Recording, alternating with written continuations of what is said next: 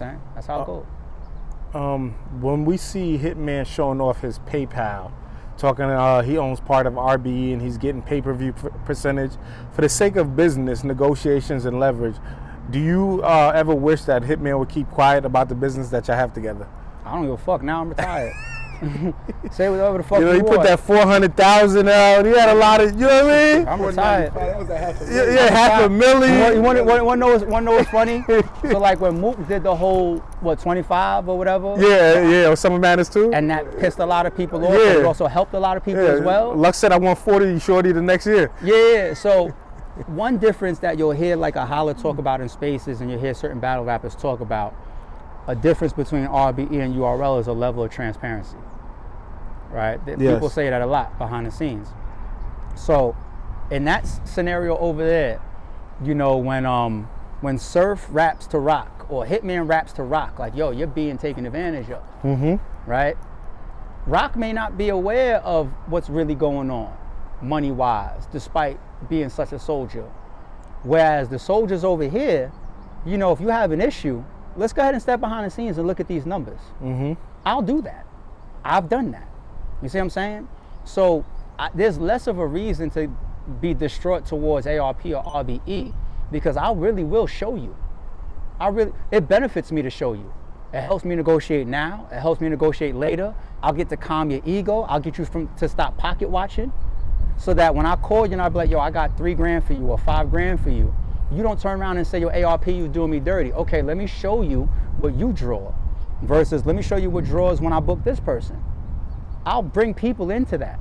You know what I'm saying? So I think that's the difference as well, where, you know, it's a different interaction of how I've managed my business relationships and communications that I hear is different than, you know, in other companies. So I think that's a big deal. And I can't help but think about, though, on a business, as a business owner, with Hitman doing that, right?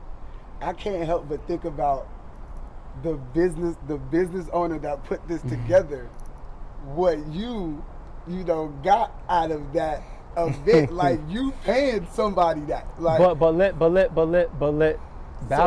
battle rap tell it, right? Like, if we do max out 1 and then max out 2 and then there's not a max out again for a year plus, you lost money. That's because of posts like that, or how much people made. They overpaid Hitman, they overpaid Cassidy. So now that's why they broke the bank. Yeah. They maxed you out. And fact number 1 is, you book Hitman, you don't lose money. You said that multiple times. That's fact number 1. It's fact number 2. It's fact number 2 when it comes to everybody that I either know business about or have done business with. Fact number 2 is Hitman Holla's the biggest draw. All right? You're going to have people now saying that Max Out 3 is the bag that he's retired off of. That's cool. Let them say what they want to say. It's all good. I know I ain't lose no fucking money at Max Out 3. You know what I'm saying? So whatever was made was made. But people get paid what they deserve.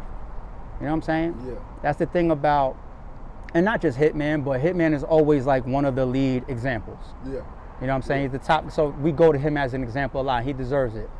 But when you're talking about somebody that generates money, right, and also he deserves, if you negotiate with Hitman and he comes to the table and he says, yo, give me 30, give me 40, give me $50,000, he's doing you a favor. Yeah. He's doing you a favor. Yeah, I remember when his whole, like, years ago, when his whole thing was, yo, I just want 30. Like, when he was talking to me, like, when he had his back and forth with URL, he was like, if you give him Mook 25, I know y'all got a 30 for me, because it's like, dog, I'm your highest viewed battler on y'all channel. For example, yo, shout out to the homie Rem, right? Yeah. She said she went in the green after booking Hitman and But that event is her max out. Yeah. You know That anniversary card. And what Rem is gonna have to also navigate is what type of what battlers or what type of matchups can do that again. It's real shit. Yeah, it's not easy. It's not a coincidence that all 3 max outs have Hitman on them. You know what I'm saying? So Rem is a fast learner. Rem knows the difference between, I did this card right here. It was I've had this conversation with her. I'm not gonna talk about no numbers, of course, or nothing like that, but she's like, yo, this card right here was in a small room and it still wasn't sold out. And I Damn. got this female who's one of the biggest ever, and I got this person on it. That's what's going on. Why? Yeah. Because people are led to believe that these people can fill a room and fill a pay-per-view and draw when they can't. Yeah. It's just the truth, and people are scared to say it because there's smoke and mirrors and they're still trying to sell something. But I've always been honest about it. And for me, being honest with the battle rappers hopefully humbles them so we can keep the market in line. Yeah, that's funny. I was having a similar conversation with Vague, and he said, he said some shit like he wants to do some shit where it's like he wants I think he said he's gonna do it where he's like, he wants everybody who comes through that door to say who they came to see, so he can show the battle rappers how important they really are. King of the Dot did that once, right? Where they did they gave everybody like a pay-per-view code, the battlers. Okay. And it's like if you buy the pay-per-view, or if you promote your pay-per-view code, like on your Instagram, your Twitter, then those fans will be like, all right, I'm here for, let's say Cortez. Got you. I'm gonna use your code when I go buy the pay-per-view. Yeah. So King of the Dot gets to see behind the scenes. All right, we got X amount for Head Ice, X amount for Ilmac, X amount for Cortez. Who basically came out to see who? Yeah. And I think they did it once and one time only. And I would bet money that King of the Dot didn't like what they saw. Okay. I would bet money. Sheesh. I would bet money. You know what I'm saying? Do you feel it's a good business practice giving battlers a percentage of the pay-per-view? No comment, motherfucker. Yeah. What are you up to? I'm just asking. You retired. What are you up to? You retired. I am, but there's certain shit I'm taking to the grave. Dog. Okay. Listen. So you know what? So to like basically string off of that question, not in that exact. I got an answer for it. Okay. I think it's dope to partner into situations that are deserving of. Okay. Period. That's not even just battle rap. I feel proper negotiation based upon what that. You see, Jay-Z and Nas went through the whole Takeover and Ether and Super Ugly. Mm-hmm. And then when they did a business deal together and they sat down in front of each other, it might have been Sway that did that interview. I remember it was Sway. They sat down with each other, and Jay, who is the alpha of the two or the bigger of the two, right? He said, you don't book or you don't manage. Yeah, you partner. You don't, for Nas, it's Nas. You partner with them. That's real shit. You know what I'm saying? That's my humility. Like, I could walk around with the attitude like I'm ARP. I'm one of the biggest names in this shit. Yeah. I own Rare Beat Entertainment. I got one of the biggest and the best platforms in this shit. I get DMs from Africa once a week, minimum. You know what I'm saying? I could move like that. But when you move like that and when you got that type of attitude, mentality, and personality, you know how many blessings you miss off of? You know what I'm saying? Because you might have somebody that they could be lesser than you, but they could still put you in the green. You could be a billionaire. If the man could make you $1,000, treat him with respect. You know what I'm saying? So might have a certain type of battler. I respect they handle. I'm gonna treat you like a business partner. I'm not gonna treat you like you work for me. I'm not your OG. I'm not your old head. Yeah. I'm not your uncle. That's the same thing you were saying to Verb on the live. I'm not Unc. Yeah. I'm none of this shit for you. I'm your peer. I might be your homie. I might be your friend. I might be your partner. I'm cool with any of those. You know what I'm saying? I'm cool. I don't want to be in those spots where you feel like I'm your boss. I didn't stop battle rappers from calling me boss. Ask Remedy Local. Ask Caution. I know sometimes it'd be their regular lingo. What's good, boss man? I'm like, don't say that. They're like, nah, this is how I talk. Like, but still, I'm cool on that. I feel that.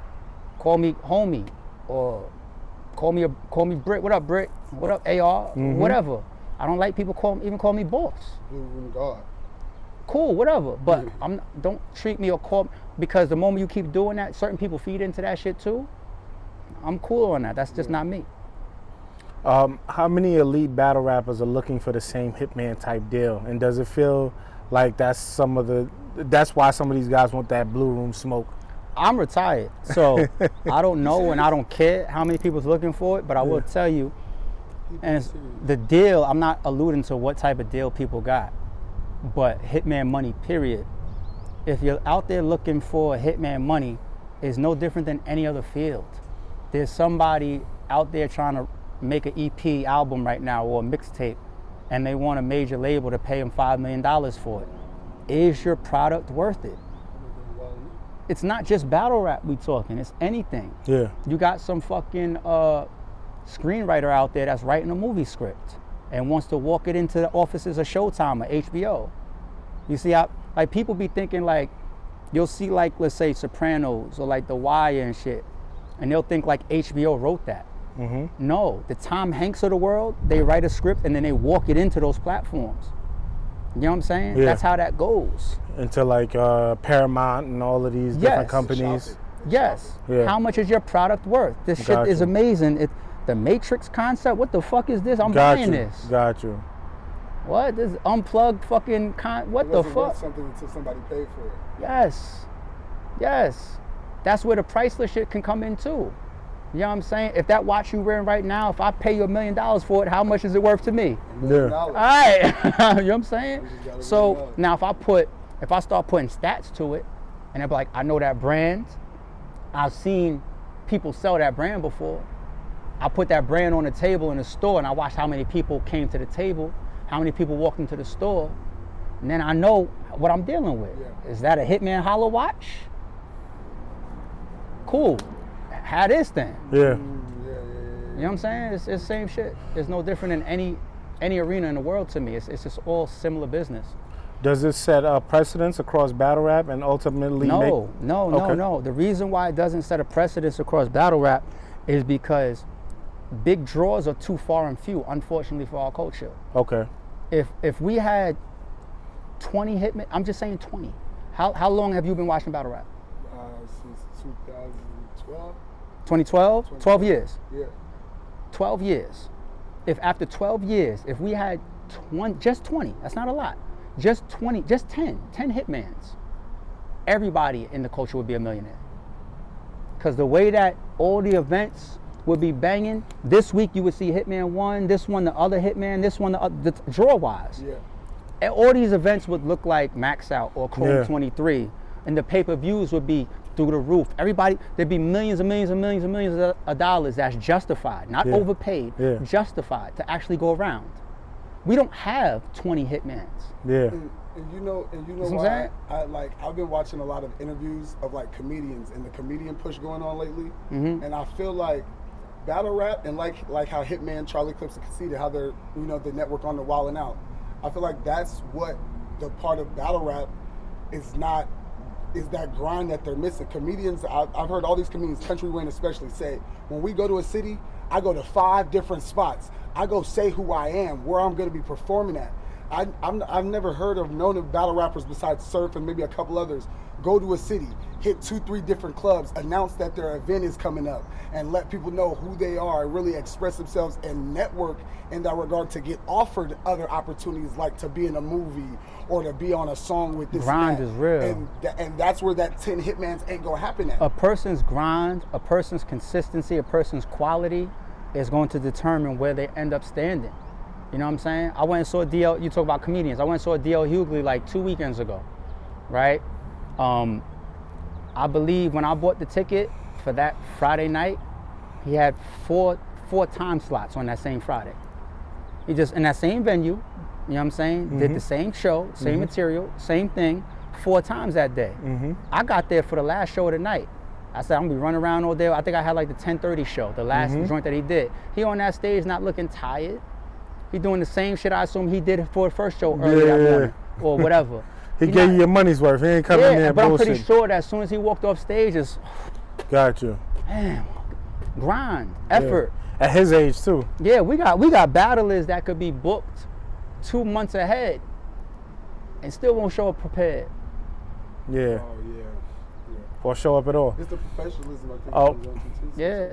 Do you think other leagues are upset that you're doing business this way and knowing that battle rappers will ask for the same deal? If I can make $100K and get an RB, You keep asking me non-retired questions. If a league is upset at whatever type of business I do that has been very, very impactful for RBE or impactful for certain battlers or impactful for certain events, they don't have to be mad at it because I'm retired. Got dog. you. But I'm That saying shit is though, done. but Those deals won't happen with since me you did anymore. it, like, you know what I'm saying? Do you look at it like No, they shouldn't be mad. You want to know why? Because Yeah. they're gonna be like, yo, I don't have to compete with trying to do the same thing for you Okay. because he's gone. Okay, he's gone. You know what I'm saying? So like it's a wrap. When you got situations where Hollow could put up his contract and say that I was paid X amount not to do Yeah, this, 26K to be exact. right? People won't feel the need to do that at Got times. you, got You know you. what I'm saying? Got you. Or let's say You think Murder Mook has never had a negotiation with URL knowing like, yo, if y'all don't come to the table a certain way or by a certain time, I'm just gonna walk across the street. Facts. I'm just gonna walk back and forth across the street like this. Yeah. You know what I'm saying? And shout out to Mook. When we do business, we do business. Yeah. Or when we did business, we did business. Yeah. You know what I'm saying? But you don't think that Mook was able to use that leverage of going like this? I'm sure. Did Mook not get in a rap to URL and say, I got paid for 3 and only rap 1 or whatever? Did Mook not get his contract the moment that Hollow put that contract up? The moment that Hollow is no different than Cassidy? Yeah. You know what I'm saying? It's no different than K-Shine. Yeah. You know what I'm saying? Like, so if anything, niggas should be happy. Like, I don't gotta call this person and throw them X amount of dollars right now because they might be about to step on RBE stage. You don't gotta do that now. You know what I'm saying? You think URL would ever adopt that model? I don't know how they do business, dog. Okay. I don't know what they've done in the past, or I'm pretty sure, watch this. This is me being 1,000 as always. I'm pretty sure you go ask certain people about URL business, they're gonna tell you how happy they are with it. Okay. You know what I'm saying? Facts. So I'm not the only person that has done right by many people or helped people get to 100%. what they deserve or got good bags. I'm sure if you cut on the camera right now and ask Tay-Rock about URL, he's gonna tell you he's happy. I'm not looking for money. I'm not hurting I'm keeping RBE. It's my baby. You know what I'm saying? It's my company. So It's something I can always be proud that I built along with some good people.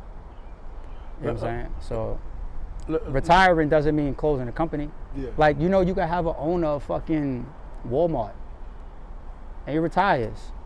You know what I'm saying? There might be other people that's still functioning within Walmart. You know what I'm saying? Like Lawrence and Wing they're growing. No, yeah. They really are growing. I'm seeing the buzz that they do. I'm seeing like the trenches and versus brick shit going on. Yeah, I say, yeah. okay, they not playing. RBE is there for good people, man. Yeah. Even if it's like a full circle that I do. If it's like, yo, Cass and Big K, man, I really want to do this battle, man. Let's just negotiate it so I can drop it on YouTube. Just quick, private, like, shoot. You know what I'm saying? I get a bag with Cass because that's my nigga. I get a bag with K because that's my nigga. And then drop it on the channel for the fans. Like, We all RBE as a win. company is there. Will Lawrence and Wing still do the same cards that They you had just in the did it. past? I've been retired since Max Out 3. I didn't say a word on camera. I've been quiet for the first quarter of the whole year. Yeah. No tweets, no interviews. I haven't been on my own channel, no live, no nothing. They still was doing it. They were still working. Yeah, They just did a 2-day event this past weekend. You know what I'm saying? I'm out their way. You know what I mean? And I'm still gonna help. I'm still gonna finance and try to add some one-offs with them or whatever. That's what I mean, like when I say I'm around. But everybody know what I could do if I'm really working. So that's what I'm saying. Like, people don't gotta worry or think or wait for that. Because I'm not doing that anymore. You know what I'm saying? And that's all appreciation and respect to everybody that supports me. But that, I'm not pushing no buttons. I'm not launching no missiles. Full circle, support Lawrence and Winged, do my little lives and blogs and stay out the way.